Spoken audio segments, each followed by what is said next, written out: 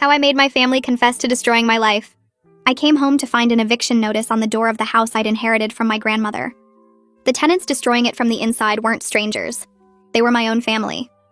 When Grandma died, she left me her brownstone in Brooklyn, worth $2 million, paid off mine. But she'd also left me her guilt. Take care of them, she'd whispered in hospice. They're family. They need you. So I let my cousin Derek move into the basement. Then my Aunt Deborah claimed the second floor temporarily. My Uncle Rory took the guest room. My younger cousins Sienna and Kyle got the attic. My mother's brother Dennis and his wife filled the last bedroom. 7 family members. My grandmother's dying wish. My financial ruin. None of them paid rent. Not once in 18 months. They said family doesn't charge family. They said Grandma would be ashamed. They said I owed them because Grandma had always favored me. The eviction notice wasn't a surprise. I'd been covering the property taxes alone, watching my savings drain to nothing. But seeing it in writing made something snap. I walked into the living room where all 6 of them were watching TV on the couch I'd bought, eating food from the refrigerator I'd stocked, complaining about the heating bill I'd paid. I unplugged the television. Here's the deal. You're all living here rent-free, illegally. If we get evicted, I lose the house, but you all get records for illegal tenancy. I could also report the cash businesses some of you have been running. Everyone went pale. Confess everything you've been doing behind my back in 5 minutes, or I start making calls. I set the timer on my phone. Derek cracked first at 4 minutes 32 seconds. I've been renting out the basement on Airbnb, he blurted. $300 a night. I've made $20,000 since I moved in. Aunt Deborah's face went purple. You've been what? I've been telling my church group this is a family-only residence. Your church group? Derek laughed. You've been hosting unlicensed daycare in the backyard. 8 kids a day. That's why the neighbors keep complaining. At least I'm not selling from the house like Kyle. Kyle shot up. You promised you wouldn't tell. Tell what? I said quietly. Sienna rolled her eyes. He's been dealing from the attic. Why do you think so many friends come by at night? Oh, like you're innocent? Kyle spat. She's been stealing from you for months. Jewelry, electronics, selling them online. Sienna's face crumbled. I needed money. None of us have jobs because Deborah keeps saying family takes care of family while she charges her daycare parents under the table. Uncle Rory stood up slowly. He was the quiet one, the one I'd trusted most. Since we're confessing, he said, I remortgaged the house 6 months ago. The room went silent. You what? I couldn't breathe. I forged your signature. Took out $400,000. Dennis and I split it. We were going to pay it back before you noticed. I turned to Dennis. He wouldn't meet my eyes. The bank statements, I whispered. The ones that stopped coming. I redirected them to my PO box, Dennis admitted. Rory's idea. The timer showed 2 minutes left when my mother walked in. She'd been staying in the master bedroom, my grandmother's room. She'd claimed it for sentimental reasons. What's all the yelling? Everyone looked at her, then at me. Tell her, Aunt Deborah said coldly. Tell her what you did. My mother's face tightened. I don't know what you're... Mom. What did you do? Silence. Then Deborah. She changed the will. The original left everything split 7 ways. Your mother altered it before Grandma died. Made herself executor. Made you sole inheritor. Because she knew you'd let us all live here for free while she controlled everything. I looked at my mother. She wouldn't meet my eyes. You told me Grandma wanted me to have the house. She did. She wanted it split. You changed it. I was protecting you. They would have sold it immediately. At least this way. At least this way you got to play martyr while everyone else destroyed my credit and my inheritance and my life? The timer went off. Nobody moved. I looked around at my family. The cousin running an illegal hotel. The aunt running an illegal daycare. The cousin dealing drugs.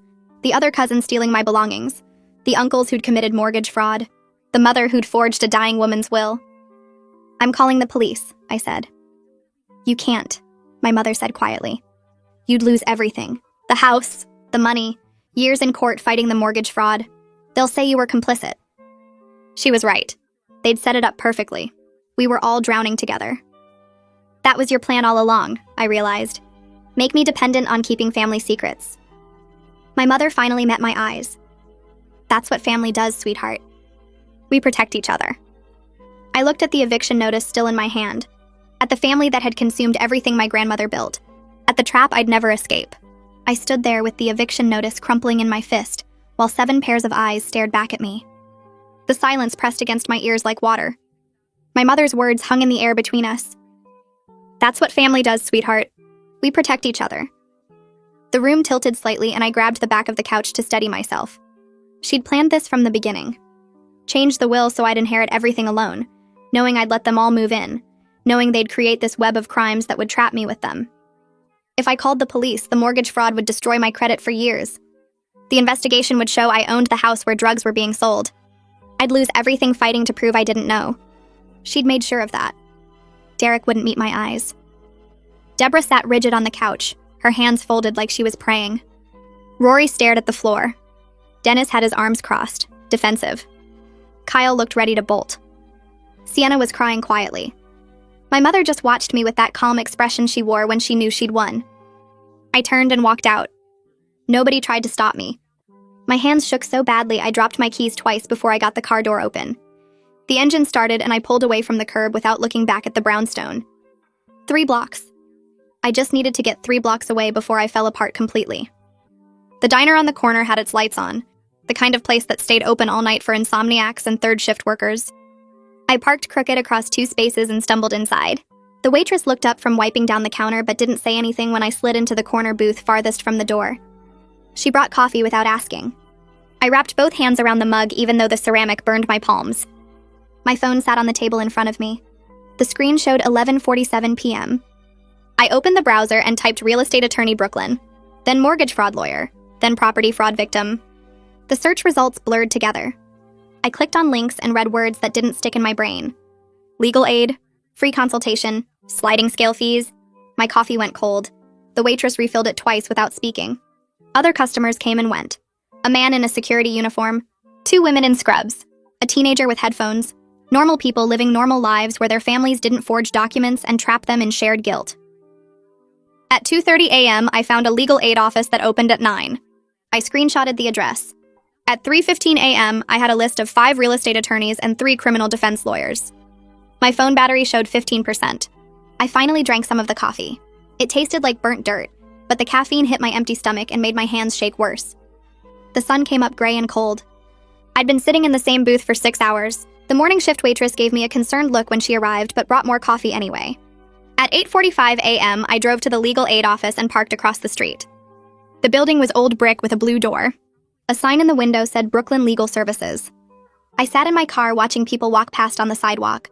Dog walkers, parents with strollers, everyone going about their normal Friday morning.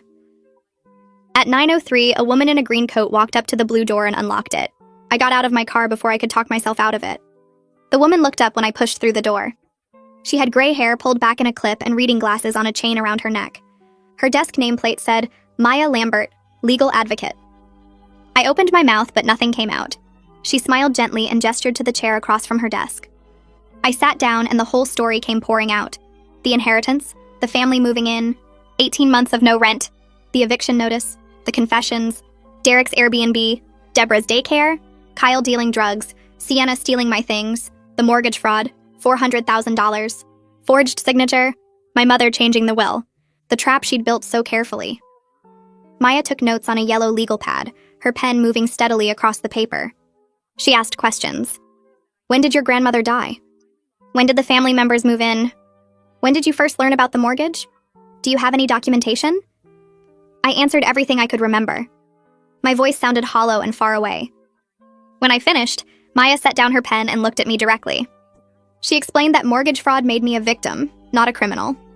The forged signature meant I never agreed to that loan. But proving I didn't know about it would require evidence. Bank statements showing the money never went into my accounts. Proof I was somewhere else when the documents were supposedly signed. Witnesses who could verify I had no knowledge of the fraud. The process would take months. I'd need a real estate attorney who specialized in property fraud, someone with experience fighting banks and dealing with complex family situations. Maya pulled out a business card from her desk drawer and wrote a number on the back. Sloan Whitley, real estate law. She works on sliding scale fees based on income. Tell her I sent you. I took the card with numb fingers. Maya said she'd make a call to let Sloan know I'd be reaching out. She also said I should document everything happening at the house. Take photos, save text messages, record dates and times of illegal activities if possible. Evidence would be crucial for any legal action. I thanked her and stood up to leave. She touched my arm gently before I reached the door. You didn't do anything wrong. Your family put you in an impossible situation. Don't let them make you believe otherwise. I called Sloane Whitley from my car.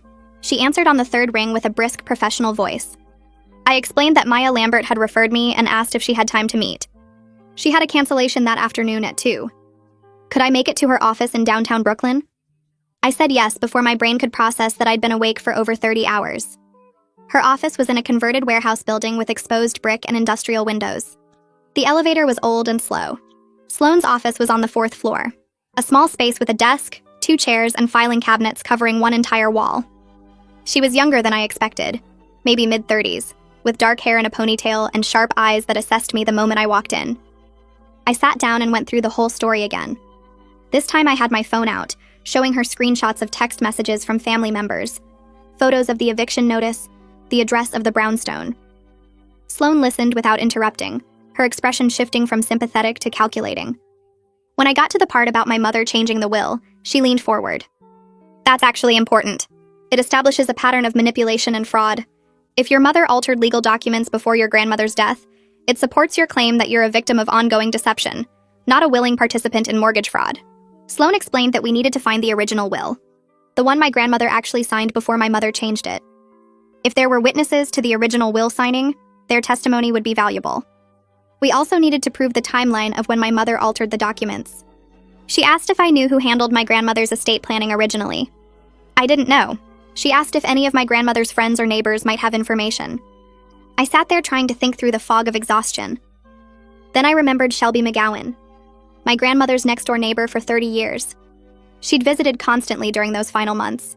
She'd been at the funeral. She'd hugged me and said how much my grandmother loved me. If anyone knew about my grandmother's actual wishes, it would be Shelby. I told Sloane about her. She made a note on her legal pad. Talk to Shelby as soon as possible. Find out what she knows about the original will. Get names of any lawyers your grandmother worked with. We need to build a timeline of events that shows your mother's manipulation. I agreed to go see Shelby that evening. Sloane said she'd start pulling property records and mortgage documents in the meantime. She also said her fee would be $200 an hour, but she'd work with me on a payment plan. The retainer would be $2,000. I felt my stomach drop but nodded. I'd put it on a credit card. I didn't have any other choice. I drove to Shelby's house as the sun started setting. She lived 3 doors down from the brownstone in a narrow house with flower boxes in the windows. I rang the bell and heard footsteps inside. Shelby opened the door with a smile that faded when she saw my face. Sweetheart, what's wrong? She pulled me inside before I could answer. Her living room smelled like vanilla and old books. She made me sit on her couch and brought tea I didn't drink. I explained what had been happening: the family living rent-free, the illegal activities, the mortgage fraud, my mother changing the will. Shelby's face went pale. She set down her teacup with shaking hands. Your grandmother never wanted that. She talked about it constantly those last few months, how she wanted to split everything equally. 7 ways. She said it over and over because she was worried about causing fights after she was gone. Shelby stood up and went to a bookshelf in the corner. She pulled out an old address book with a worn leather cover. Your grandmother had me come with her to the lawyer's office 2 years before she died. She wanted a witness when she signed her will. She was very clear about her wishes: equal shares for everyone. The lawyer's name was William Park. I still have his card. Shelby flipped through the address book until she found a business card tucked between the pages. Chen and Associates, Estate Planning. The card had a phone number and an address in the Park Slope. Shelby pulled out her cell phone right there and dialed. She left a message explaining that she'd been a witness to Eleanor's will signing 2 years ago and needed to speak with him urgently about a legal matter involving the estate. She left her number and mine. When she hung up, she looked at me with fierce determination. Your grandmother was a good woman. She would be horrified by what's happening. I'm going to help you fix this. I felt tears burning behind my eyes, but I blinked them back. I thanked Shelby and promised to keep her updated. She walked me to the door and hugged me tight. You're stronger than you think. Your grandmother knew that. That's why she loved you so much. I drove back to my hotel room and collapsed on the bed. My phone showed 15 missed calls from my mother. I deleted them without listening to the voicemails. The next morning, my phone rang at 8:30 a.m. an unknown number. I answered it anyway. A man's voice asked for me by name and then introduced himself as William Park, estate planning attorney. Shelby McGowan had left him a message about Eleanor's will. He sounded concerned. I explained the situation as clearly as I could. He went quiet for a long moment. Then he said he'd drafted a will for Eleanor 2 years before her death that split all assets equally among 7 family members. He'd filed it with the probate court. He was shocked to learn a different version had been submitted after her death. He asked if I had legal representation. I gave him Sloane Whitley's contact information. He said he'd reach out to her directly and provide copies of all the original documents. He'd also be willing to testify about Eleanor's clearly stated intentions. This was serious. Will forgery was a crime. I thanked him and hung up. Then I called Sloane and told her. She sounded energized. This is exactly what we need. With the original attorney's testimony and documents, we can prove your mother committed fraud. This establishes the pattern of manipulation. I felt something loosen in my chest. Maybe I wasn't trapped after all. Maybe there was a way out of this that didn't destroy me along with them. I needed clothes and my laptop. I drove back to the brownstone in the middle of the afternoon when most of the family would be out. Derek worked construction jobs sometimes. Deborah would be at the grocery store. Kyle never got up before 3. I used my key and pushed open the front door quietly. The house smelled stale. Dishes piled in the sink. Mail scattered across the hall table. I headed upstairs to my old bedroom. The door was closed. I opened it and froze. My mother sat on my bed waiting for me. She'd known I'd come back. Of course she had. She always knew. She looked tired, older than I'd ever seen her. She patted the space next to her on the bed. We need to talk about this rationally. I stayed in the doorway with my hand on the knob. She started explaining in that reasonable voice she used when she wanted to sound like the adult in the room. She'd changed the will to protect me. The rest of the family would have sold the brownstone immediately and split the money. It would have been gone in months. At least this way I had a valuable asset. She'd made me the sole inheritor so I'd have security. She'd let everyone move in because she knew I'd feel obligated to help family. It was her way of keeping everyone together, making sure no one was homeless or struggling. She'd been trying to take care of everyone. Yes, things had gotten messy. Yes, Rory and Dennis had made a terrible mistake with the mortgage. But that wasn't her fault. She couldn't have predicted that. We were still family. We could work this out together if I'd just stop being so dramatic. I told her protection doesn't involve forgery. It doesn't involve fraud. It doesn't involve trapping someone in shared criminal responsibility so they can't escape. Her wounded expression shifted. The warmth drained out of her eyes and left something cold behind. She stood up and walked toward me. I stepped back into the hallway. She said I was being dramatic and ungrateful. She'd raised me. She'd sacrificed everything for me. And this was how I repaid her? By threatening to destroy the family? By working with lawyers to tear everyone apart? Family protects family even when it's messy. Even when it's hard. Even when it requires difficult choices. I needed to remember who had been there for me my entire life before I made my next decision. Because if I went through with this legal action, if I testified against my own family, there would be no coming back from that. I'd be alone. No mother, no cousins, no aunts or uncles. Just me and my self-righteousness and my precious property. Was that really what I wanted? I looked at my mother standing in the hallway of the house her mother had built. The house she'd manipulated and schemed to control. The house she'd used to trap me in her web of lies. I told her I'd rather be alone than be her accomplice. Then I walked past her into my room, grabbed my laptop and a bag of clothes and left while she stood there watching me go. I stayed at the hotel that night and barely slept. My phone kept buzzing with texts from different family members, but I didn't read any of them. Around 11 p.m., Derek's name showed up on my screen and I almost ignored it, but something made me answer. He asked if we could meet alone somewhere away from the house. His voice sounded different from usual. Tired, maybe. Or scared. I told him there was a coffee shop near Prospect Park that stayed open late, and he said he'd be there in 20 minutes. I got dressed and drove over, parking under a streetlight because I wasn't taking chances with any of them anymore. Derek was already inside when I walked in, sitting at a corner table with his hands wrapped around a cup he hadn't touched. He looked terrible. His eyes were red and his usual cocky expression was completely gone. He stood up when he saw me, but didn't try to hug me or do any of that fake family warmth thing. We just sat down across from each other and stared at our drinks for a minute. Then he started talking. He said he wanted out of this whole situation. He never thought things would get this bad. When he started the Airbnb thing, it was just supposed to be temporary money until he got back on his feet. He didn't know about the mortgage fraud, or my mother changing the will, or any of the really bad stuff, until everything came out during my timer confession game. Now he was terrified because he knew what he'd done was illegal, and he didn't want to go down with Rory and Dennis for crimes he didn't even know about. I asked him what he expected me to do about that. He leaned forward and said he'd testify. About everything. All the family's illegal activities. Whatever I needed. He said he kept detailed records of his Airbnb income because he was planning to report it on his taxes eventually. He had spreadsheets with dates and amounts and guest names. He didn't realize it at the time, but those records accidentally documented the whole timeline of who was in the house when and what was happening. He pulled out his phone and showed me. Months of data. Proof of everything. His hands shook while he scrolled through the files. He said he was terrified of criminal charges, and he wanted to cooperate before everyone turned on each other even worse than they already had. He knew how these things worked. Someone was going to flip eventually, and he wanted it to be him. He wanted immunity or reduced charges or whatever deal he could get. I sat there looking at this cousin who'd stolen from me for 18 months and now wanted me to save him. Part of me wanted to tell him to go to hell. But another part knew he was offering me exactly what I needed. Proof. Documentation. A witness who could testify about the family dynamics and illegal operations. I told him I'd talk to my lawyer. The next morning I called Sloan and explained about Derek. She said to bring him to her office that afternoon. Derek showed up early looking even more nervous than he had at the coffee shop. He brought a laptop and a folder full of printed documents. Sloan spent an hour going through everything with him, while I sat there watching my cousin potentially save himself by destroying the rest of the family. When she finished reviewing his records, she made a phone call to someone at the district attorney's office. She explained she had a potential cooperating witness in a mortgage fraud case.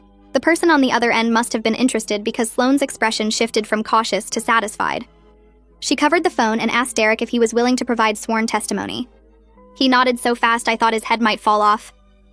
Sloan went back to the call and arranged a meeting for later that week. The ADA wanted to see Derek's documentation first and interview him to determine if his cooperation was worth an immunity deal. After Sloan hung up, she looked at Derek and told him this was his one chance. If he lied or held anything back, the deal was off and he'd face charges like everyone else. Derek swore he'd tell them everything. He just wanted this nightmare to end. Sloan said she'd need to refer him to his own attorney because she represented me, and there was a conflict of interest in representing both of us. She gave him 3 names of criminal defense lawyers who worked well with prosecutors on cooperation agreements. Derek left looking slightly less terrified than when he arrived. 2 days later, Sloan called and said she had someone she wanted me to meet. Cade Vaughn, a forensic accountant she worked with regularly on fraud cases. He could analyze the mortgage documents and financial records to find proof of forgery. I met Cade at Sloan's office the next morning. He was younger than I expected, maybe early 30s, with glasses and the kind of calm confidence that made you think he knew exactly what he was doing. I gave him everything I'd managed to collect. Copies of the mortgage documents, bank statements I'd found before Dennis redirected them, property tax records, my own financial records showing my income and signature patterns. Cade spread it all out on Sloan's conference table and started taking notes.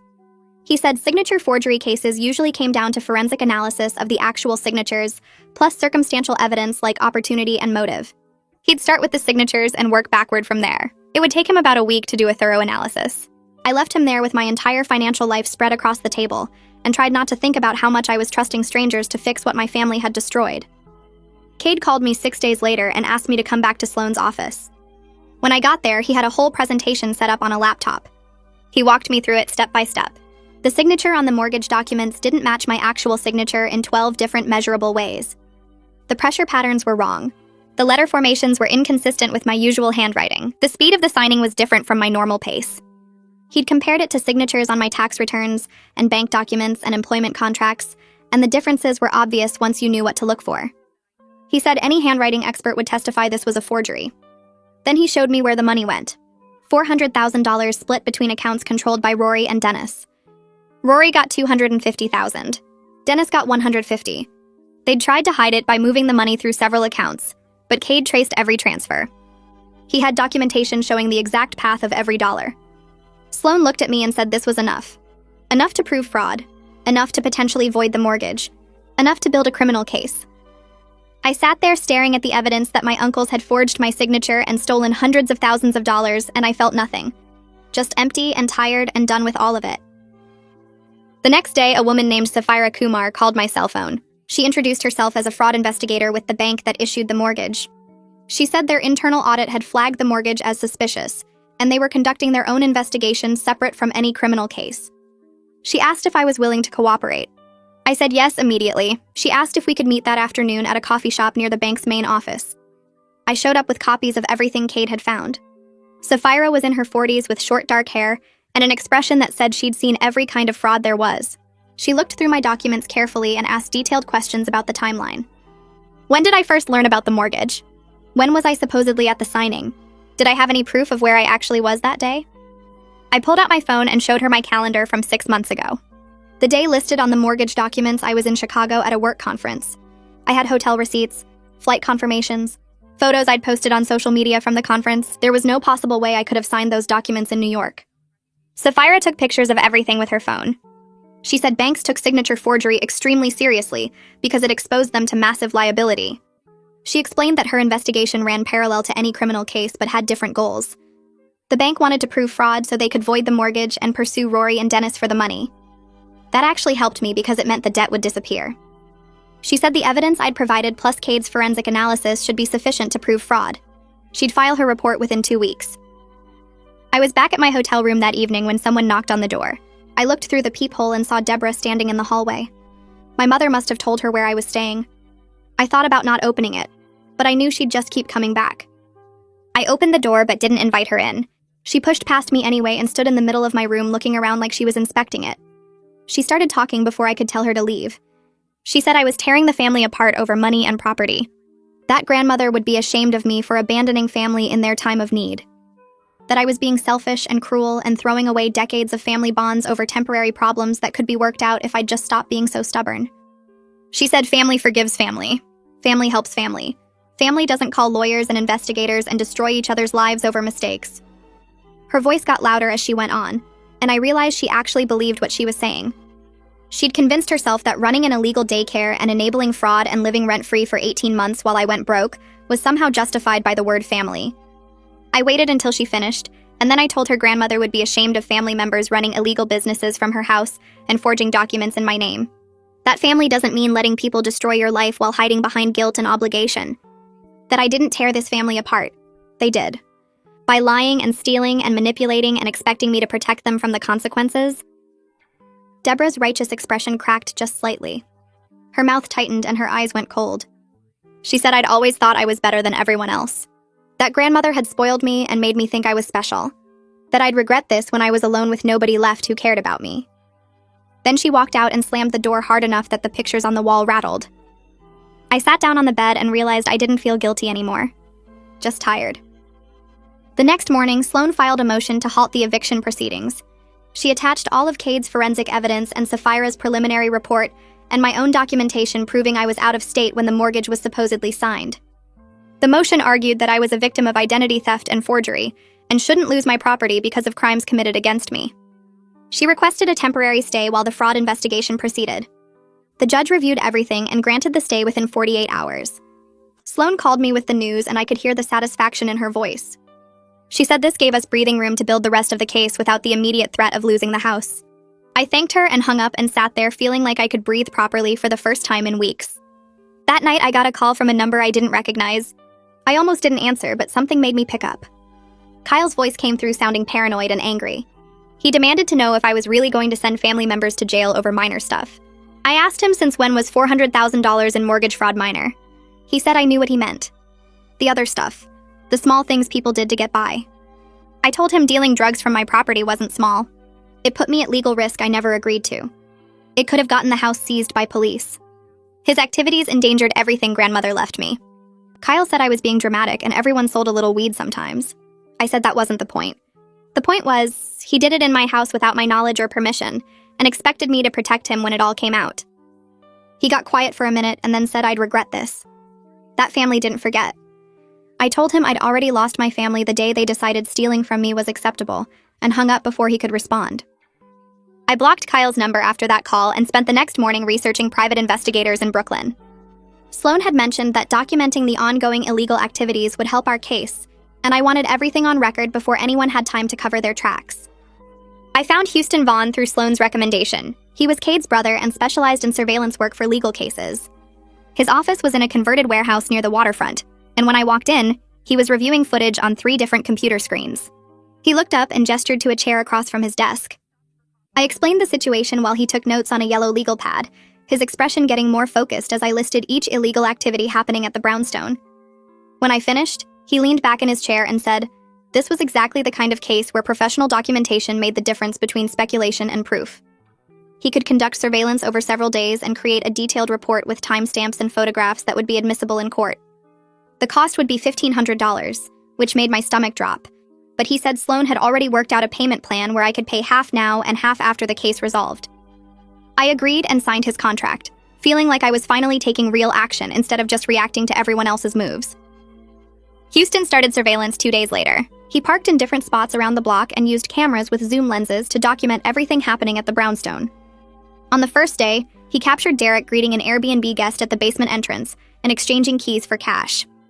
The timestamp showed 2:47 p.m. on a Tuesday afternoon. On the second day, he photographed Deborah's daycare operation in the backyard, counting 8 children between ages 2 and 5 playing on equipment that looked rusty and dangerous. He got shots of parents dropping off kids and handing Deborah envelopes, all transactions happening outside where neighbors could see, but apparently nobody had reported yet. The third day was when he documented the visitors to the attic. Between 9 p.m. and midnight, 5 different people arrived at the side door, stayed for less than 10 minutes each, and left carrying small packages. Houston's report noted the pattern matched typical street-level drug distribution, and the photographs showed Kyle greeting each visitor personally. When Houston delivered his final report to Sloan's office, I sat there reading through 20 pages of detailed observations with attached photographic evidence. The scope of illegal activity was worse than I'd realized. Derek had hosted guests at least twice a week for the past month alone. Deborah's daycare ran 5 days a week without any visible safety measures or proper licensing. Kyle's operation showed a level of organization that made it clear this wasn't casual dealing among friends. Sloan reviewed everything and said this documentation would be crucial for multiple aspects of our case. It proved the family members were generating income from my property, without my knowledge or consent. It demonstrated ongoing criminal activity that put the property at legal risk. It showed a pattern of exploitation that supported my claim of being victimized rather than complicit. She made copies for the police, for the bank fraud investigator, and for our own files. The police detective called me 3 days after Houston submitted his report to the precinct. His name was Detective Brooks, and his voice sounded tired when he asked if I could come in for a formal interview about the mortgage fraud case.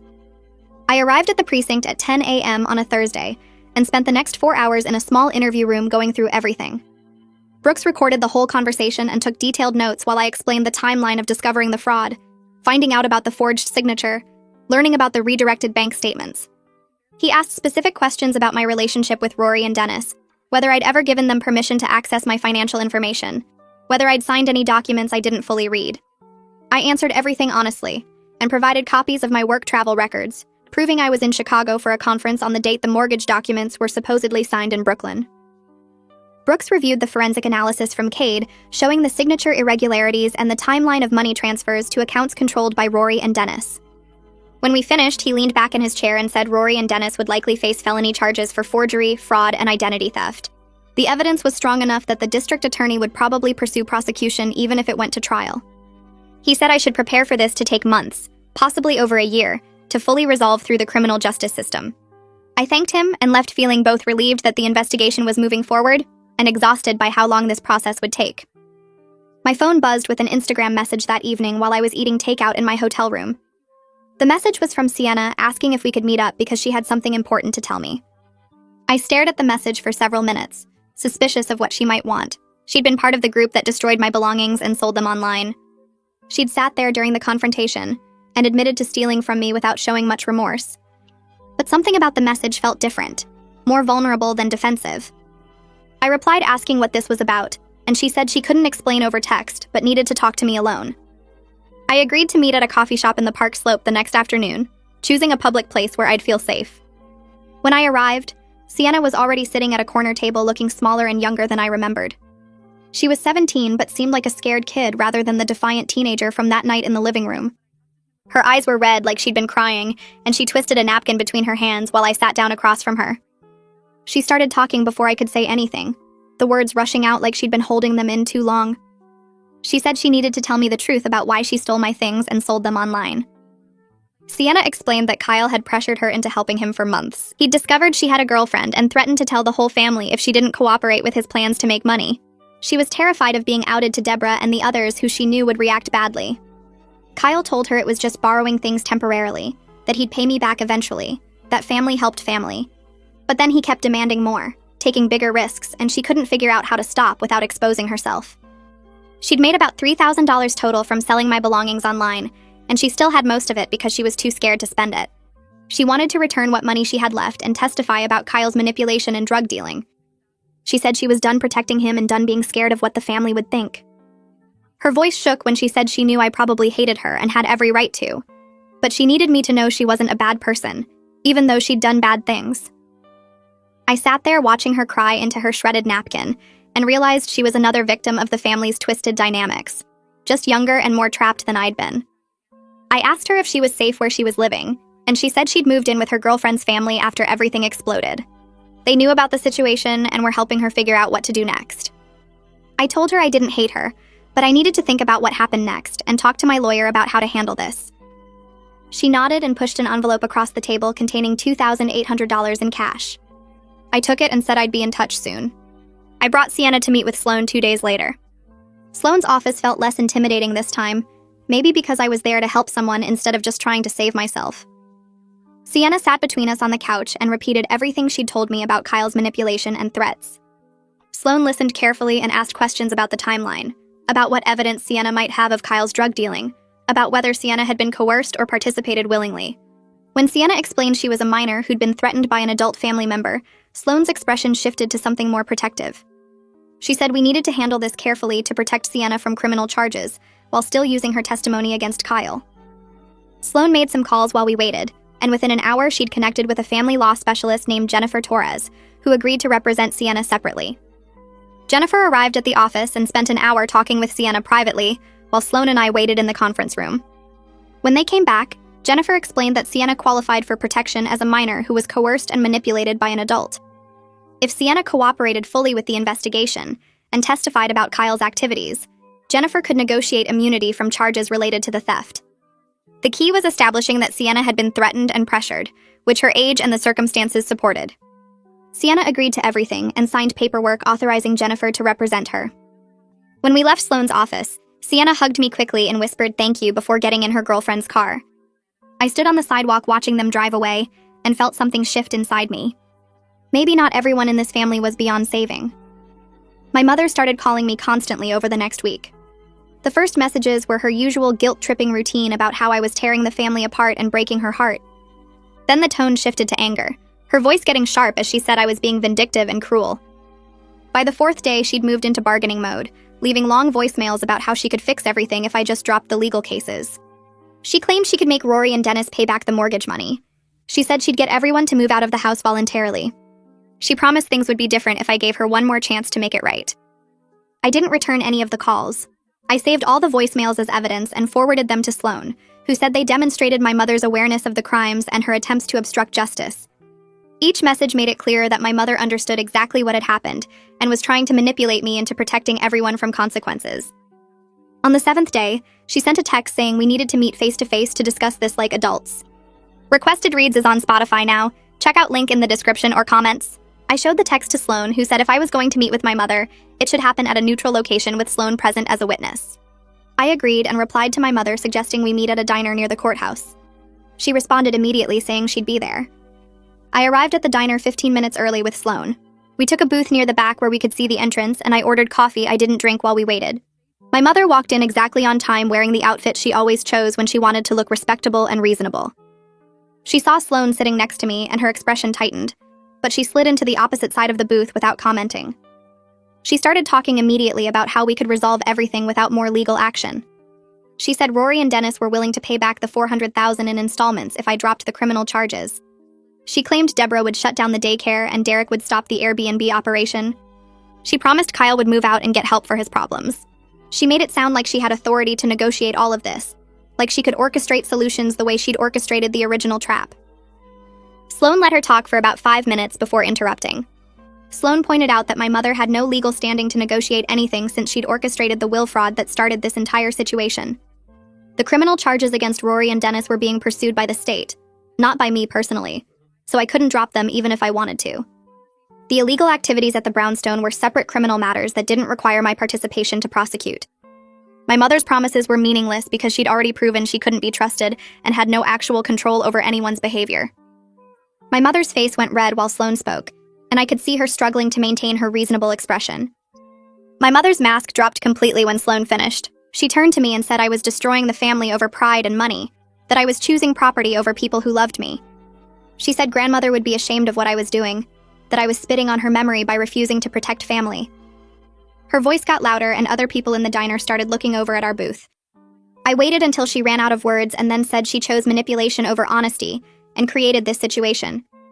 I told her she forged grandmother's will and trapped me in shared guilt and expected me to protect everyone from consequences of crimes I didn't commit. I said I wasn't destroying the family. I was refusing to be her accomplice anymore. She stared at me for a long moment and then stood up and walked out without another word. Sloan reached across the table and squeezed my hand briefly before letting go. We sat there in silence for a few minutes before paying the check and leaving. I felt empty rather than relieved, like something that had been weighing me down was gone but left a hollow space behind. The probate attorney called Sloan a week later with news that changed everything again. He'd filed a formal challenge to the will that had been submitted to the court, providing his original documents and testimony about grandmother's actual intentions. The challenge argued that the will on file had been altered without proper legal authority and didn't reflect grandmother's true wishes. This opened up the possibility of invalidating my sole inheritance and returning to the original 7-way split grandmother had intended. Sloan explained this to me carefully, watching my face for reaction. I asked what it meant for the house and the legal cases, and she said it complicated everything, but might actually help in the long run. It proved my mother's pattern of manipulation and showed I was willing to accept the legitimate outcome, even if it meant getting less money. If the probate court ruled in favor of the original will, the property would be split 7 ways as grandmother actually wanted. Each family member would own 1/7 of the brownstone, which meant we'd probably have to sell it since nobody could agree on anything anymore. My share would be roughly $285,000 instead of $2 million, assuming the house sold for close to its appraised value. I sat there processing this information and realized I felt okay about it. I'd rather have the truth and a smaller inheritance than keep living in the trap my mother had built. Sloan said this decision showed real growth and integrity, that most people in my position would fight to keep the full inheritance regardless of how they got it. I told her I just wanted to be done with all the lies and manipulation, even if it cost me money.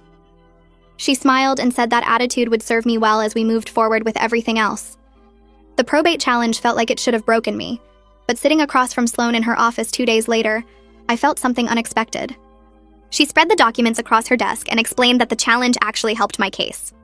It proved my mother had been manipulating legal documents from the start, showed a pattern of fraud that went beyond just one altered will. The court would see I was willing to accept whatever grandmother actually wanted, even if it meant losing most of the inheritance. That kind of honesty mattered to judges. If the property got split 7 ways like grandmother originally intended, at least everything would be based on truth instead of my mother's lies. I'd rather have $285,000 that was rightfully mine than $2 million built on fraud and guilt. Sloan smiled when I said that and told me most people in my position would fight to keep everything regardless of how they got it. 3 weeks later, the criminal charges came through. The district attorney filed formal charges against Rory and Dennis for mortgage fraud, forgery, and identity theft.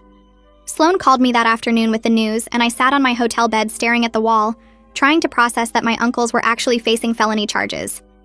Within 2 days, both of them had hired criminal defense attorneys who started calling the prosecutor's office about plea deals. Sloan heard through her contacts that each lawyer was trying to minimize their client's responsibility by blaming the other uncle. Rory's attorney claimed Dennis masterminded the whole scheme and pressured Rory into participating. Dennis's attorney said Rory did all the forgery work, and Dennis just accepted money he thought was from a legitimate loan. Neither story was completely true, but watching them turn on each other felt grimly satisfying after months of them acting like family loyalty meant covering for crimes. Derek's cooperation paid off exactly like his attorney promised. The prosecutor granted him full immunity from charges related to the Airbnb operation in exchange for his testimony about the mortgage fraud timeline and family dynamics. He had to give a detailed deposition about when Rory and Dennis started acting secretive, when the bank statements stopped coming to the house, and how the family functioned over the past 18 months. Derek called me after the deposition and said it took 4 hours, and he felt like he'd betrayed everyone, but he knew it was the right choice. I told him he made the only choice that didn't involve criminal charges, and sometimes doing the right thing means other people get angry. Deborah stopped speaking to him completely after she found out about the immunity deal. She left him a voicemail calling him a traitor and a snitch who destroyed the family to save himself. Kyle sent him threatening texts until Derek blocked his number. Even Sienna was cold to him for a few weeks, though she eventually came around when she realized Derek's testimony was helping my case against the people who'd actually committed serious crimes. Deborah's daycare operation ended with a cease and desist order delivered by a city inspector. The order came with substantial fines for operating without proper permits, insurance, or licensing. The inspector's report detailed 8 children under age 5 being supervised in a backyard with no safety equipment, no certified caregivers, and no emergency procedures. Deborah had to shut down immediately and refund parents for prepaid care, which wiped out most of the cash she'd been collecting under the table. She was furious at everyone, convinced we'd all conspired to destroy her livelihood. She called Sloane's office 6 times in one day demanding to know who reported her, but Sloane's assistant just told her to direct all communication through her attorney. Deborah didn't have an attorney yet because she couldn't afford one after the refunds and fines. She ended up staying with her church friends and posting long rants on social media about family betrayal and persecution, tagging me and Derek in posts that made us both look like villains. I blocked her after the 3rd post and tried not to think about how she genuinely believed she was the victim in all this. Kyle disappeared on a Tuesday morning and didn't tell anyone where he went. Sienna texted me 2 weeks later saying he'd gone to stay with friends in New Jersey to avoid potential drug charges. She said he was paranoid that the police would search the house and find evidence in the attic, even though he'd supposedly cleaned everything out. His absence made the house situation slightly less volatile since he'd been the most aggressive about defending the family's right to live there rent-free. But his dealing had already created legal exposure for the property that wouldn't go away just because he ran. Houston's surveillance footage showed multiple suspicious visitors to the attic at night, and the prosecutor said they could potentially charge the property itself with facilitating drug transactions even if Kyle was gone. Sloane was working on an argument that I had no knowledge of the dealing and shouldn't be held responsible for illegal activity I didn't authorize or benefit from, but it added another layer of legal complexity to an already complicated situation. The bank's fraud investigation concluded with a formal determination that the mortgage was fraudulent. Sapphira called me personally to explain that they were voiding the entire loan and removing it from my credit report, acknowledging I was a victim of identity theft. She said this was actually unusual because banks often tried to hold property owners partially responsible, but the evidence was so clear that I had no involvement that they couldn't justify it. The bank would pursue civil action against Rory and Dennis to recover the $400,000 they'd stolen, which meant my uncles faced criminal charges and a massive civil lawsuit. Sapphira said cases like this usually ended with the defendants declaring bankruptcy and the bank recovering almost nothing, but they had to try. She sounded genuinely sympathetic when she told me she was sorry my family had put me through this, and I appreciated that she treated me like a victim instead of a suspect. Getting the fraudulent mortgage off my credit report felt like a huge victory, the first time in months that something had actually gone in my favor without strings attached. Sloane started negotiating with the remaining family members about voluntarily vacating the property. Most of them had attorneys by now, either court-appointed or scraped together from savings, and the attorneys understood that eviction proceedings would look bad for their clients given the criminal cases. Dennis's wife moved out first, taking their belongings and leaving without saying goodbye to anyone. Deborah moved to her church friend's house permanently after the daycare shut down. Derek had already found an apartment in Queens and was packing his basement space. Sienna wanted to leave but had nowhere to go and no money, so Sloane helped her apply for emergency housing assistance for young adults. Rory stayed in the guest room acting like nothing had changed, showing up for meals and watching TV like he wasn't facing felony charges. My mother remained in the master bedroom and refused to discuss moving, telling anyone who asked that this was her mother's house, and she had every right to be here. The house felt like a pressure cooker with half the occupants gone, and the remaining ones pretending everything was normal while lawyers negotiated their exits. Houston's continued investigation uncovered something that made everything worse. He found credit card statements in my name sent to a P.O. box I'd never opened, showing cards I'd never applied for with balances totaling $35,000. The cards had been opened over the past year, one every few months and used for cash advances and everyday purchases. Houston traced the P.O. box to an address 2 blocks from the brownstone, rented under my mother's name. She'd been committing identity theft against me for a full year while living in my grandmother's bedroom and pretending to be the martyred daughter protecting family. The credit card fraud made it impossible to maintain any relationship with her going forward. I'd been trying to hold on to some hope that maybe we could eventually reconcile, that maybe her will alteration had been misguided protection rather than calculated manipulation. But stealing my identity to run up debt showed a level of deliberate harm I couldn't forgive or forget. I filed a police report the same day Houston showed me the evidence. The detective handling the mortgage case added the credit card fraud to his investigation, and my mother was brought in for questioning 3 days later. She showed up with an attorney who immediately started talking about plea deals and minimizing charges. The detective told me later that she'd admitted to opening the cards but claimed she intended to pay them back before I noticed, the same excuse Rory and Dennis had used about the mortgage. She was formally charged with identity theft and fraud, facing potential jail time on top of probation and restitution. Her attorney pushed hard for a plea deal that would keep her out of prison, arguing she had no criminal history and was a caretaker for elderly family before this. The prosecutor wasn't sympathetic given the pattern of fraud she'd established with the will alteration and ongoing identity theft. Watching my own mother get charged with crimes against me felt surreal, like I was watching it happen to someone else's family instead of mine. The emotional weight of everything hit me hard over the next several days. I barely left my hotel room, ordering food delivery and ignoring calls from everyone except Sloan. I couldn't stop thinking about how my mother had looked at me across that diner table and lied about protecting me while she was actively stealing my identity. How she'd altered grandmother's will and then acted wounded when I found out. How she'd built this entire trap to control me through shared guilt and family obligation. I felt like I'd lost my mother and my grandmother at the same time, mourning both the woman who died and the woman who'd betrayed me so thoroughly. Sloan called on the fourth day and said she was recommending a therapist who specialized in family trauma, someone who'd helped other clients navigate similar situations. I made an appointment for the following week and started going every Tuesday, talking through the betrayal and grief with someone who understood that family abuse was still abuse, even when it came from people who claimed to love you. The probate hearing took place 6 weeks after we filed the challenge. I sat in the courtroom with Sloan while the judge reviewed the evidence William Park provided about grandmother's original will. The judge examined the documents for what felt like hours, comparing the signatures, reading through grandmother's intentions as documented by her attorney. My mother sat on the opposite side of the room with her lawyer, refusing to look at me. Deborah was there too, arms crossed, glaring at everyone. The judge finally looked up and stated that the evidence clearly showed grandmother intended to split the property 7 ways among family members. The altered will my mother submitted was invalid. I would own 1/7 of the brownstone, not the entire property. My hands shook as I processed what this meant. I'd lost most of my inheritance, but at least the outcome was based on what grandmother actually wanted, not my mother's manipulation. Sloan leaned over and whispered that this was actually good for my case. We left the courthouse and drove back to her office where she explained the next steps. Since the property now had 7 co-owners who couldn't agree on anything and several faced criminal charges, we could force a sale through partition action. The proceeds would get split according to the valid will. After legal fees and costs of resolving the fraud cases, I'd receive approximately $285,000.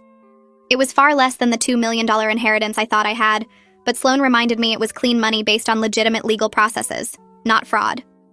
3 weeks later, Rory's attorney contacted the prosecutor about a plea deal. Rory agreed to plead guilty to reduced charges in exchange for probation, restitution, and community service.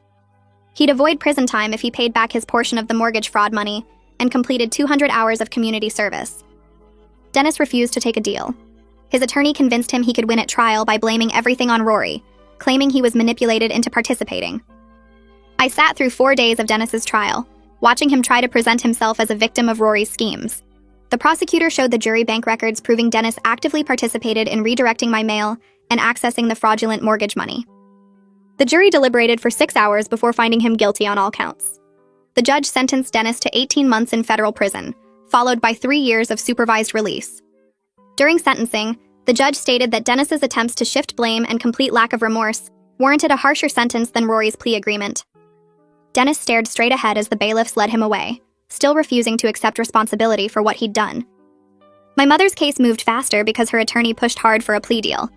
She agreed to plead guilty to identity theft charges in exchange for 5 years probation, full restitution of the $35,000 in credit card debt, and mandatory counseling sessions twice a month. The plea agreement included a no-contact order prohibiting her from contacting me for the entire duration of her probation. I watched her sign the paperwork in the prosecutor's office, her hand trembling slightly. She glanced at me once before leaving with her attorney, her face showing no emotion. That was the last time I saw her in person. Deborah moved out of the brownstone 2 days after the probate ruling. She went to stay with friends from her church, immediately telling them her version of events where I destroyed the family over money and greed. I heard through mutual connections that she was painting herself as the victim, conveniently leaving out her unlicensed daycare operation and her role in the family dysfunction. She called me once, screaming about how I'd ruined everything, before Sloan sent her attorney a cease and desist letter. After that, Deborah communicated only through her lawyer about the property sale. Derek surprised me by actually following through on his promises to change. He found a 1-bedroom apartment in Queens and got a legitimate job doing building maintenance for a property management company. He started texting me every few weeks with updates about his life and apologies for his actions. The messages were brief and respectful, never asking for anything or making excuses. I appreciated that he was taking real responsibility instead of trying to justify what he'd done. Our relationship stayed distant, but not completely broken. I could see him genuinely trying to be better, which was more than most of my family managed. Sienna's testimony about Kyle's manipulation became crucial when he finally returned from New Jersey after 2 months of hiding. The prosecutor charged him with drug distribution and using my property for illegal activities. Kyle's attorney negotiated a plea deal that sent him to drug court instead of prison. He'd have to complete an 18-month treatment program, maintain steady employment, and submit to random drug testing. If he violated any terms of his probation, he'd serve 3 years in prison. Kyle accepted the deal and enrolled in the program, though I had no contact with him throughout the process. Sienna told me he was doing okay, attending his sessions and working at a warehouse, but we both knew our relationship with Kyle was permanently damaged. The brownstone went on the market in early spring. The real estate agent warned us that the property's legal history and needed repairs would affect the sale price. She listed it for $2.1 million, hoping to get close to $2 million. Within 3 weeks, we had an offer for $1.95 million from a developer who planned to renovate and flip it. All 7 co-owners had to agree to accept the offer, which took another week of negotiations through various attorneys.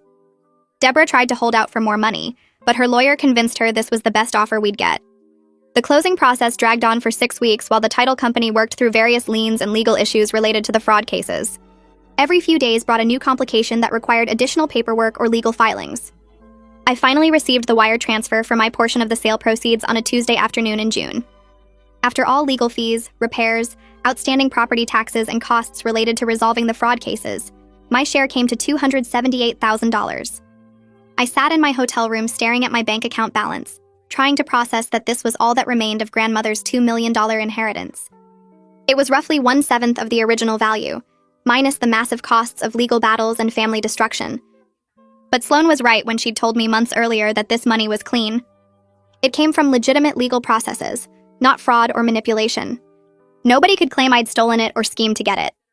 I'd simply insisted on honesty and accepted the consequences, even when those consequences meant losing most of what I thought was mine. Within 3 days of receiving my share of the sale proceeds, Deborah's attorney sent a formal letter demanding a larger portion of the money. She claimed that because she'd been living in the house and maintaining the property for 18 months, she deserved compensation beyond her 1/7 share. Her lawyer argued that her presence had prevented vandalism and kept the utilities running, which somehow entitled her to an additional $50,000. Sloan forwarded me the letter with a single-line response asking if I wanted her to handle it. I told her to respond with whatever legal language meant absolutely not. Deborah's attorney withdrew the claim 2 weeks later after Sloan pointed out that Deborah had been living rent-free, running an illegal daycare that actually damaged the property, and had no legal grounds whatsoever for additional compensation. Deborah accepted her share of roughly $280,000, while calling everyone she knew to complain about how I'd stolen her rightful inheritance. I heard through Derek that she was telling her church group I'd manipulated the legal system and cheated the family out of what grandmother really wanted. I transferred $15,000 to pay off the credit card debt my mother had accumulated in my name, watching the balances drop to zero for the first time in over a year. The credit monitoring service cost $12 a month, but seeing the alerts come through showing no new accounts or inquiries made it worth every penny. I set up fraud alerts with all 3 credit bureaus and changed every password on every account I owned. The financial advisor Sloan recommended helped me create a budget that would stretch my remaining $263,000 while I rebuilt my credit score and figured out what came next. She told me that with careful management and steady income, I could recover financially within 3 to 5 years. It felt like forever, but at least the foundation was solid instead of built on lies. Shelby invited me over for tea on a Saturday afternoon about a week after the closing finished. Her house still smelled like lemon polish and old books, exactly the way grandmother's house used to smell before my family moved in and destroyed it. We sat in her kitchen with the good china she only used for special occasions, and she poured Earl Grey into cups that probably cost more than my weekly grocery budget. She told me that my grandmother had talked about her biggest fear during those final months, which was that her children would fight over money and forget what actually mattered. Shelby said grandmother wanted the family to take care of each other, but not at the expense of honesty and self-respect. She told me that insisting on truth even when it hurt was exactly what grandmother would have wanted, that preserving her legacy meant preserving her values of integrity and honesty. Shelby squeezed my hand across the table and said, grandmother would be proud I'd refused to be complicit in fraud just to keep false peace. The conversation didn't fix the guilt I felt about the family falling apart, but it helped me understand that protecting the legacy sometimes meant letting the people go. I found a 1-bedroom apartment in Sunset Park, far enough from the old brownstone in the park slope that I wouldn't accidentally run into family members at the grocery store. The apartment was small, maybe 600 square feet total, with a kitchen barely big enough for one person and a bathroom that needed updating. But the lease was in my name only, with no co-signers or family members who could claim they had rights to the space. I signed the lease and paid first month, last month, and security deposit from my proceeds, watching my bank account drop but feeling lighter than I had in 2 years. Moving day was just me and the few belongings I'd managed to salvage from the brownstone before everything got divided up in the sale. I unpacked boxes in complete silence, hanging my own pictures on walls that belonged to me, arranging furniture in a space where nobody could demand access or claim they deserved to stay. The apartment was mine, completely and totally mine, with no hidden mortgages or family members running illegal businesses in the basement. 6 months after the closing, Derek sent me a text message asking if I wanted to meet for coffee. The message was straightforward and honest, saying he'd been working steadily as a building supervisor and going to therapy twice a month to understand why he'd made the choices he did. He said he wanted to apologize properly, in person, without expecting me to forgive him, or pretend everything was fine. I stared at the message for 3 days before responding, weighing whether I wanted any contact with family members who'd been part of the disaster.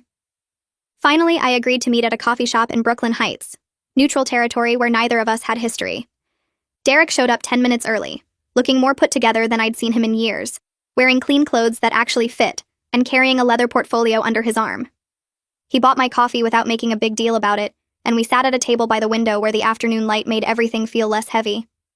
Derek apologized for the Airbnb scheme, for lying about the income, for being part of the system that nearly destroyed my financial future. He didn't make excuses or try to justify what he'd done, just acknowledged that he'd been selfish and short-sighted and willing to exploit family connection for personal gain. He told me his therapist had helped him understand that grandmother's death created a vacuum in the family structure, and everyone's worst impulses rushed in to fill that space. He said he'd been so focused on making money that he never stopped to consider he was stealing from family, that the "it's not really stealing if it's from family" mentality had poisoned all of us. We talked for 2 hours about how dysfunction becomes normal when everyone's participating, how easy it is to justify terrible behavior when everyone around you is doing the same thing. We agreed that we'd probably never be close again, that too much damage had been done for us to go back to how things were before. But we also agreed that we didn't have to be enemies, that we could exist in the same family orbit without pretending the past didn't happen. Sienna graduated high school in June and posted about it on Instagram, where I still followed her from a distance. Her girlfriend was in half the photos, and Sienna looked genuinely happy in a way I'd never seen when she was living in the attic and stealing my belongings. She'd come out to the family about her relationship after Kyle got sent to drug court, no longer afraid of his threats to expose her if she didn't help with his schemes. She started community college in the fall and got a part-time job at a bookstore in her neighborhood, building a life that had nothing to do with the family chaos that had consumed her teenage years. She texted me occasionally with updates about her classes or funny things that happened at work, and I responded with encouragement and questions that showed I cared about her progress. Our relationship stayed distant but genuine, built on the understanding that we'd both been trapped in a system that brought out our worst selves. I learned through a mutual friend that my mother had completed her probation requirements and moved to Florida to live near her sister. The friend mentioned it casually, like it was normal family news, not understanding that my mother and I hadn't spoken since the plea deal went through. I felt nothing when I heard the news, just a distant acknowledgement that she'd finished her legal obligations and left the state. We hadn't spoken in over a year, and I'd accepted that our relationship might never recover from her betrayals. She'd forged a will, stolen my identity for credit cards, and orchestrated a trap that nearly destroyed my financial future. Some damage was too deep to repair, and some relationships were too poisoned to save.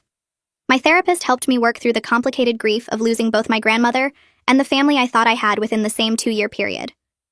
We spent sessions talking about how I could love the people my family used to be while accepting that those people either never existed or had been consumed by their worst impulses. She taught me to separate the people from their actions, to understand that loving someone didn't mean tolerating their abuse or manipulation. The grief came in waves, hitting me at random moments when I'd remember grandmother's laugh or the way the family used to gather for holidays before everything fell apart. But slowly, over months of weekly sessions, I learned to hold both truths at once, that I could mourn what I'd lost while accepting that staying would have destroyed me. The letter from Rory arrived on a Tuesday in October, forwarded from my old address to my new apartment. His handwriting on the envelope looked shaky, less confident than I remembered. Inside was 3 pages of careful writing, apologizing for the mortgage fraud and acknowledging that he'd destroyed any trust we might have had. He wrote that completing his community service had given him time to think about what he'd done, how he'd justified forgery and fraud by telling himself he'd pay the money back before I noticed. He said he understood if I never wanted to speak to him again, that he wasn't writing to ask for forgiveness, but to take full responsibility for his choices. The letter felt genuine in a way that surprised me, without the defensive justifications or blame shifting that had poisoned so many family interactions. I read it twice, then filed it away in a folder with other legal documents from that period. I didn't respond because there was nothing to say that would change what happened, and I'd decided to let that chapter of my life stay closed. I registered for Introduction to Social Work at the community college 3 months after the brownstone sold. The course met Tuesday and Thursday evenings in a basement classroom that smelled like old coffee and marker ink. 23 students sat in plastic chairs, most of them working full-time jobs during the day, trying to build something better for themselves. The professor asked us to write about what brought us to social work, and I stared at the blank page for 10 minutes. I didn't mention the brownstone or the fraud or my mother's crimes. I just said I'd witnessed how families could destroy each other over money and property, and I wanted to help people recognize the warning signs before it was too late. Maya Lambert's email arrived 2 weeks into the semester, forwarded through Sloan, who'd mentioned I was taking classes. Maya wrote that she'd love to meet for coffee and talk about social work as a career path, that she remembered our first consultation, and thought I had good instincts for recognizing exploitation patterns.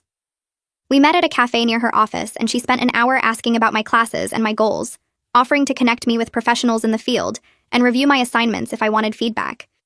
She said the best social workers were people who'd survived their own family dysfunction and learned to transform their pain into purpose, but only if they'd done enough healing work to maintain boundaries. I told her about my weekly therapy sessions, and she nodded with approval, saying self-awareness was the foundation of ethical practice. The credit monitoring app sent me a notification 13 months after the sale closed, showing my score had climbed back above 700. I sat on my apartment floor staring at the number, remembering when it had dropped to 512 after the mortgage fraud was discovered. I'd spent the year paying every bill exactly on time, keeping my credit card balance below 30%, disputing the last fraudulent charges my mother had made in my name. The money from the brownstone sale sat mostly untouched in a high-yield savings account, earning modest interest while I figured out what to do with it. I'd used some to pay off the credit card debt and cover my legal fees, set aside money for tuition and living expenses, but the bulk of it remained saved. It wasn't the $2 million inheritance I'd expected, but it was clean money earned through legitimate legal processes, and I'd learned to budget carefully and plan for the future, instead of letting family drain everything I had. I'd started tracking my expenses in a spreadsheet, setting aside money for retirement even though I was only 28, building the kind of financial stability my grandmother had wanted for me even if she'd gone about it all wrong. The message came through a cousin I barely knew, someone on my father's side who'd never been involved in the brownstone situation. She said Deborah had asked her to reach out because Deborah wanted to reconcile and rebuild our relationship after everything that had happened. I read the forwarded message 3 times, noting how Deborah focused entirely on how difficult the past 2 years had been for her, how she'd lost her home and her income and her standing in her church community. She wrote that families should forgive each other and move forward, that holding grudges only hurt everyone involved, that she hoped I could find it in my heart to let go of the past. There was no acknowledgement of the illegal daycare or the lies or the role she'd played in the family's destruction of my inheritance. No apology for telling me I was tearing the family apart when I'd simply refused to keep covering up everyone's crimes. I wrote back to my cousin thanking her for passing along the message, but explaining that I wasn't interested in reconciliation with Deborah at this time. I said reconciliation required both people to acknowledge what happened and take responsibility for their actions, and Deborah's message showed she wasn't ready to do that work. My cousin responded with understanding, saying she'd suspected Deborah wasn't being fully honest about the situation, but had agreed to pass along the message anyway. Sienna texted me 4 months later with an update about Kyle that I hadn't asked for but appreciated anyway. She said he'd completed drug court successfully and gotten his record sealed, that he'd moved to Philadelphia for a job at a warehouse and seemed to be staying clean based on their occasional phone calls. She wrote that they weren't close anymore, and probably never would be after everything he'd put her through, but she was glad he was making positive changes, even if it was too late to repair their relationship. I responded saying I was glad to hear he was doing better, and thanked her for letting me know. I meant it genuinely, even though I had no intention of reaching out to Kyle or reconnecting with him in any way. Some family relationships were too damaged to salvage, and that was okay, but I could still hope he built a decent life for himself somewhere far away from Brooklyn. Sienna and I had settled into an occasional texting relationship, where we updated each other on major life events, but didn't pretend we were close. She was doing well at community college and working part-time at a bookstore, living with her girlfriend in a small apartment in Queens. We'd probably never be family in any meaningful sense, but we weren't enemies either, which felt like the best possible outcome given everything that had happened. The volunteer coordinator at the food bank introduced us during my third shift sorting donations in the warehouse. He was new too, struggling to figure out the organization system for canned goods, and we ended up working the same station for 2 hours, making awkward small talk about nothing important. He asked if I wanted to grab coffee after the shift ended, and I almost said no, my default response to anyone showing romantic interest, but something made me agree. We sat at a diner booth, and I told him the basic outline of my family history within the first 30 minutes, explaining that I had complicated relationships with most of my relatives and wasn't in contact with several of them. He listened without judgment, and then shared that his parents had divorced messily when he was 12, and he hadn't spoken to his father in 8 years. That family dysfunction wasn't a deal-breaker for him. We started dating slowly after that, meeting for coffee between his shifts at the hospital where he worked as a nurse and my evening classes. He was patient when I needed space and respected my boundaries when I said I wasn't ready for certain things, never pushing or demanding more than I could give. 3 months in, I realized I was learning what healthy relationships looked like, how two people could care about each other without manipulation or guilt or keeping score. Derek's wedding invitation arrived in a cream envelope with elegant script, my name written carefully on the front. The card inside was simple and tasteful, inviting me to a small ceremony at a restaurant in Queens, followed by dinner with 20 guests. He'd included a handwritten note on the back acknowledging that he would understand completely if I wasn't comfortable attending, that he wanted me there, but respected whatever decision I made. I texted him 2 days later saying I'd come, that I was happy he'd rebuilt his life and found someone who made him happy. The wedding was on a Saturday afternoon in October, and I wore a blue dress I'd bought specifically for the occasion, arriving 15 minutes early and sitting in the back row of chairs. Derek looked genuinely happy standing at the front waiting for his fiancée to walk down the makeshift aisle, and his smile when he saw me was warm but not presumptuous. None of our other relatives were present, just Derek's friends from work and his fiancée's family, and the ceremony was short and sweet with no drama or tension. I stayed for dinner and made polite conversation with strangers, leaving after the cake cutting with a genuine sense that Derek had actually changed and built something good for himself. Sloane's referral came through an email introduction 6 months into my social work program, connecting me with a woman whose brother had forged her signature on a home equity loan. The woman's situation was eerily similar to mine, and I spent 2 hours on the phone walking her through the steps I'd taken, the attorneys I'd worked with, the documentation she needed to gather. Sloane started sending me similar referrals regularly after that, clients dealing with family financial abuse who needed someone who understood the emotional complexity of reporting relatives to authorities. I began building an informal practice helping people navigate these situations, offering free consultations and referrals to legal resources while I finished my degree. The work gave purpose to everything I'd gone through with my family, transforming my experience into something useful that could help others avoid the same traps. Sloane and I met for lunch quarterly to discuss cases, and she offered guidance on maintaining professional boundaries while using my personal experience to connect with clients. She reminded me that my story was valuable, but I needed to be careful not to project my specific situation onto every client's unique circumstances. The cemetery was quiet on a Tuesday morning in November, 2 years and 3 months after my grandmother died. I'd avoided visiting her grave since the funeral, unable to face the stone marker while everything with the family was still unresolved and chaotic. But I'd woken up that morning knowing it was time to go, to tell her what had happened and explain the choices I'd made. I brought yellow roses because they'd been her favorite and stood at her grave for 20 minutes before I could speak. I told her about the will alteration and the mortgage fraud and all the illegal activities her children and grandchildren had conducted in her house. I explained that I'd tried to honor her memory by insisting on truth even when it meant the family fell apart, that I'd chosen honesty over keeping everyone comfortable in their dysfunction. I said I hoped she would understand why I'd called the police and pressed charges, why I'd let the house be sold instead of continuing to enable people who refused to take responsibility for their actions. I told her I missed her and wished she'd been clearer about her actual wishes instead of leaving me with vague instructions to take care of family, that her attempt to protect everyone had actually created the conditions for them to destroy each other. I stood there crying for a while after I finished talking, then placed the roses on her grave and walked back to my car feeling lighter than I had in months. Shelby invited me to her house for tea the following week, the first of what became regular visits every few weeks. She served Earl Grey in delicate china cups and told me stories about my grandmother's actual character and values, the things she believed in before family guilt and obligation complicated everything. Shelby said my grandmother had been fiercely independent and practical, someone who valued honesty and hard work above family loyalty for its own sake. She said my grandmother would have been proud that I stood up for myself and insisted on truth even when it cost me relationships, that protecting her legacy meant preserving her values of integrity rather than enabling her children's worst impulses. We spent 2 hours talking about my grandmother's life before she got sick, the woman she'd been when she was healthy and strong and clear-minded. These visits helped me remember the good parts of my family history, without romanticizing the dysfunction or pretending things had been better than they were. Shelby became a surrogate grandmother figure, someone who shared my grandmother's generation and values without the complicated family baggage that had poisoned so many relationships.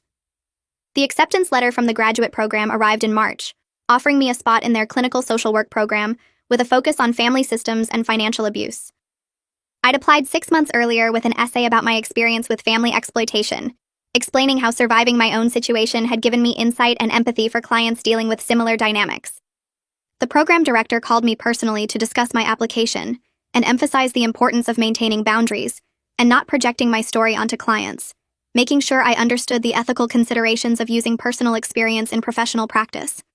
I assured her I'd been working with a therapist specifically on these issues and understood the difference between drawing on my experience for empathy and making assumptions about other people's situations. The program started in September, and I spent the summer preparing, reading textbooks, and taking extra volunteer shifts at the food bank to build my practical experience. I felt ready to turn everything I'd survived into something meaningful, to help other people recognize and escape the kind of family traps that had almost destroyed me. I started my second year of graduate school that September, taking advanced courses in family systems therapy and financial exploitation patterns.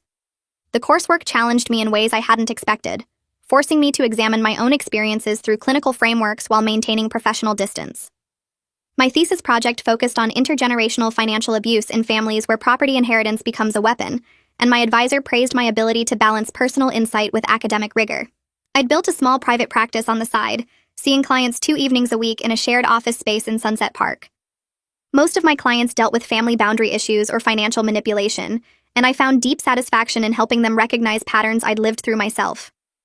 The work felt meaningful in ways my previous corporate job never had, like I'd finally found a way to transform pain into purpose without letting it consume me. My relationship with the person I'd met through volunteering had grown into something stable and healthy, built on honesty about my complicated past and respect for the boundaries I needed to maintain. We moved in together that spring, splitting rent on a small apartment in Brooklyn Heights with big windows and no family history attached to the walls. For the first time in years, I came home to a space that felt genuinely mine, where nobody was hiding secrets or running schemes behind my back.